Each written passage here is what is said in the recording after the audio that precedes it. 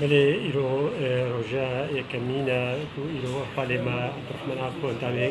کمیته نابندی پارتی دموکراتی کردستان سوریا سربست هات بردان براستی اموی سال کنیبیا زندانیه پیاده دبو مخابن انتقامك سياسي بو كسي سياسي نجهوا زندان نجهوا ناف ملتي وايا غوربانا سياسي جبو كاركي بكش بو ملتي خوا جبرفي كيجي ایران پیشوازیا چه کسی که تین میوان تین سردان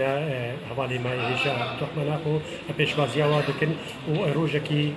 گرگ پیکی خوشن و